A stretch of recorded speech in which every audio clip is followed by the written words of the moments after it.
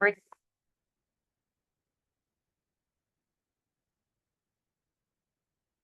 And it's we have a relatively short agenda here. Looks like we have all counselors present. And so we'll begin with the Pledge of Allegiance, and it is right behind you.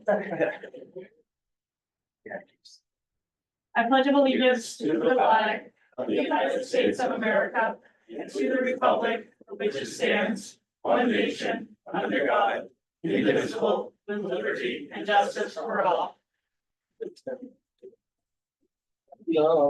So at this time, I will open it up for a public comment. Is there anyone in the audience or anyone online? Public comments?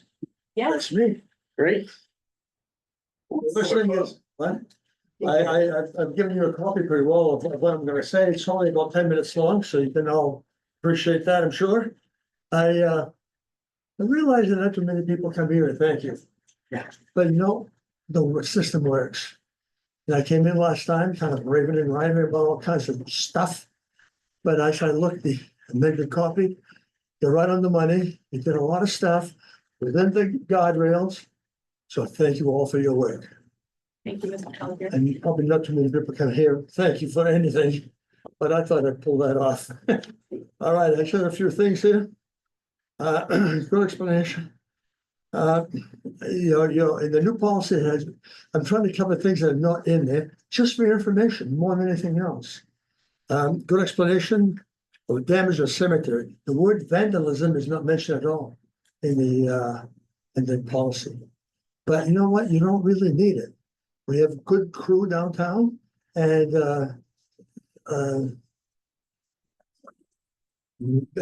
Kennedy, and I get all forget, is very good at that. And we have about, for your information, about one vandalism a year. Very little. He can call the police if he wants to, but only once as he wanted to in my many years here. So things go very smooth there. And for that, that's good. So you don't have to worry about that. I do have a question on your policy though, the new policy, and I questioned that last month. You say that all monuments must be professionally prepared. I remind you again that some people cannot afford that.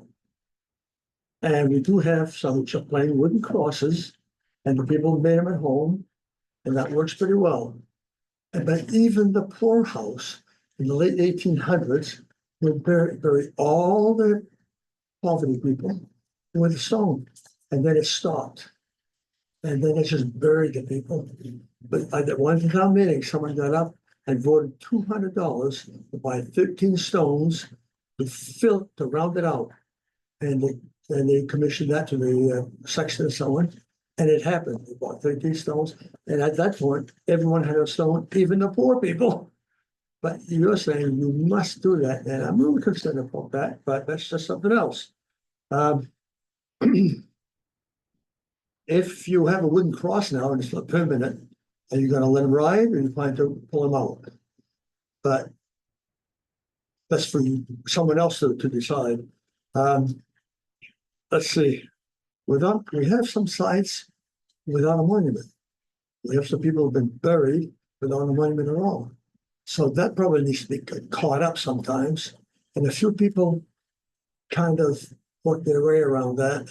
And which is one of the reasons I'm standing up, because you may not know that we've had some questions in the past.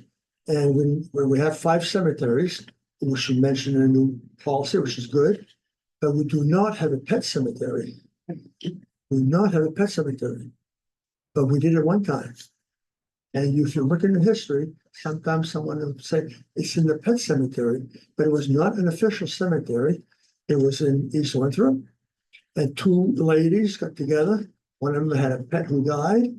They buried the thing and put a little cross on it. And then, another pet came in. After a while, they made a little corner in East Winthrop with a handwritten post sign. And they did that, and that found its way into some history books. But some said, well, you had a pet cemetery. We never did. The 2 ladies did, and when they passed away, it stopped. So that's the end of that. But people are having more pets today than ever.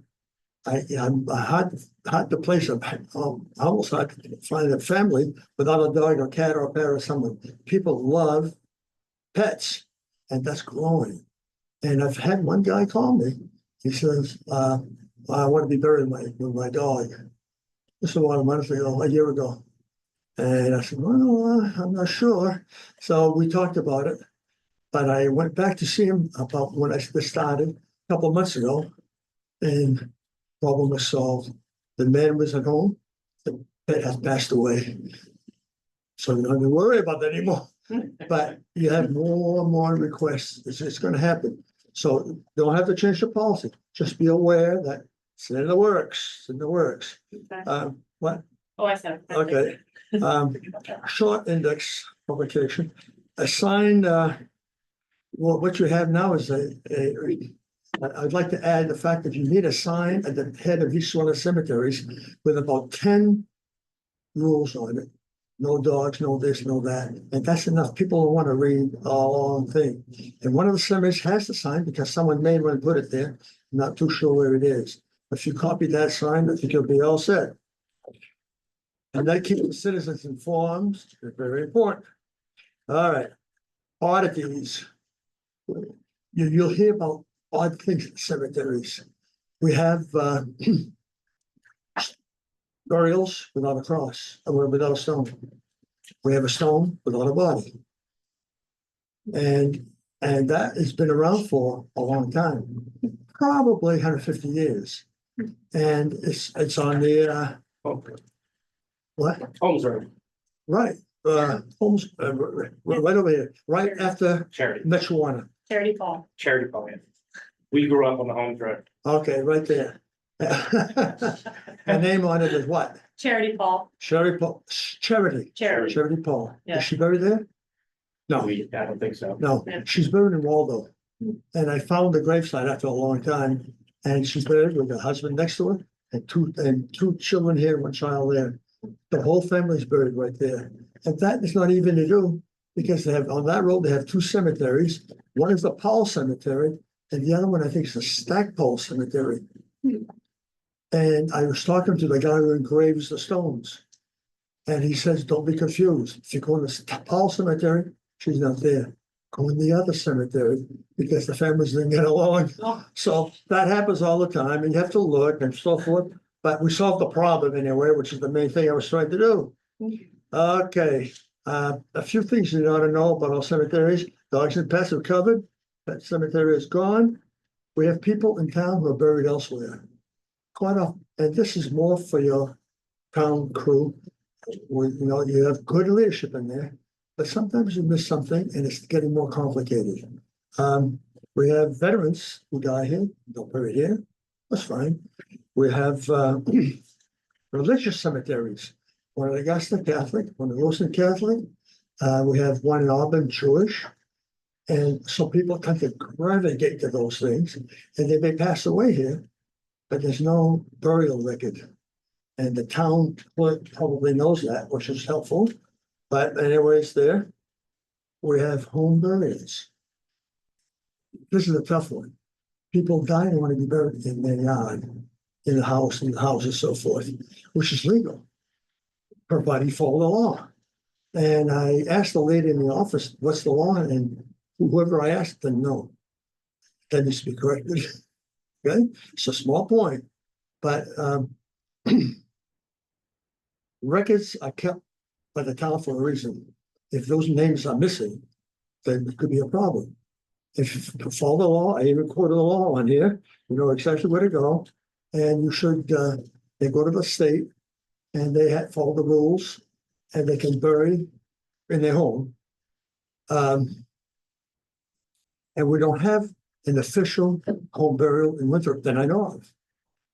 But you may be interested in seeing one. And if you go down Memorial Drive all the way down to the end, take a left, that's Beaverbrook Road, right? You go up the hill, and on the right is Mr. Rourke, way at the top of the hill, look across the street on the left, and there's a cemetery in the field. And the laws are very simple.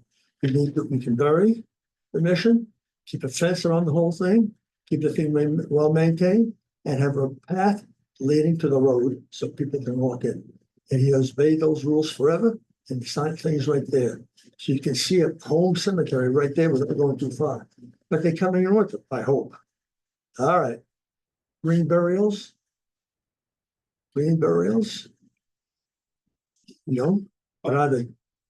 And you put in the ground by yourself essentially. Or they have some other things that you can add in, but as Fayette has their, Fayette has a cemetery for green burials, and it's described as from dust to dust. No casket, no urn, no clothing, no cloth, no people, just the body.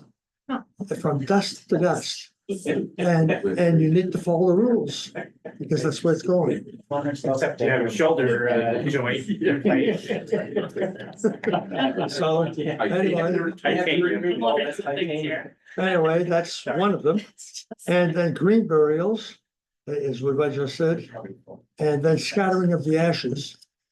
People are free to scatter ashes, but not a cemetery because it's in your policy. But they do it at Moosehead because that's where Dad hunted, and that's where we put the ashes. Seacoast, Grand Mesa, Terrace, all those things come into play, and they should report to the town office. I keep saying that because the genealogy that I do, so many names are missing for a simple reason. People have not been informed. So I felt an obligation to inform you. Number one, I want to thank you again for your time. That's what I have to say. And you're free. Thank you. Thank you, Bob. Yeah, Thank you. thank you. Thank you. Yeah. Yeah. Thank you, Bob. You're welcome. Now, if I can find my way out, I'll be happy.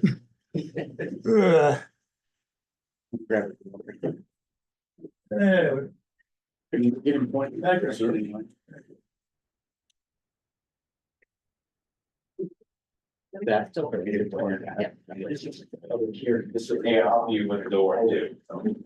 So make it a little bit easier for you.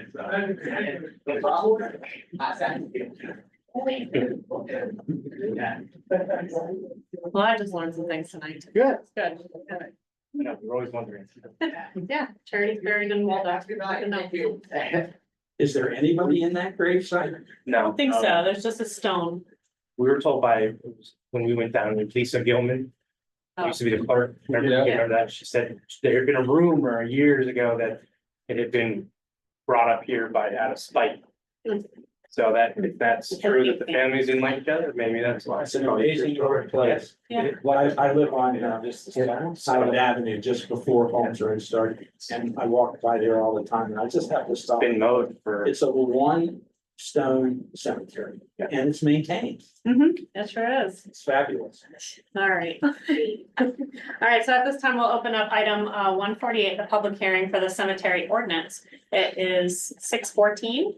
Is there anyone in the audience or online that would like to comment?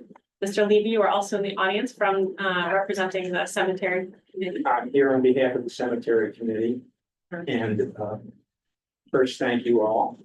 Second, at our last meeting, we voted to send a letter of special thanks and special commendation to Bob Pelletier.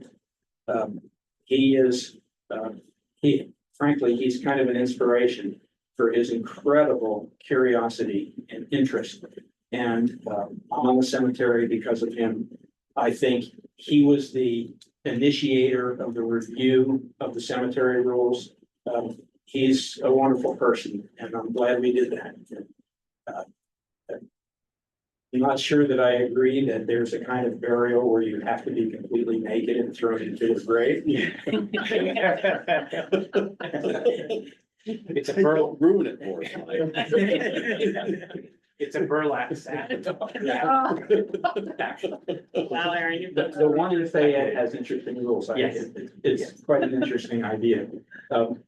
The other has to do with the scattering of ashes. A lot of ashes that are scattered might violate the local rules of the place where it happens.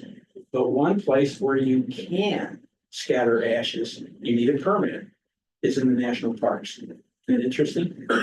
That is legal in the national parks. So back to what I'm really here to talk about. We were here in, I think, about June, and we gave you a draft of a new set of cemetery rules. And we talked about, the idea came from Bob, but the cemetery rules that we now have are 30-some years old.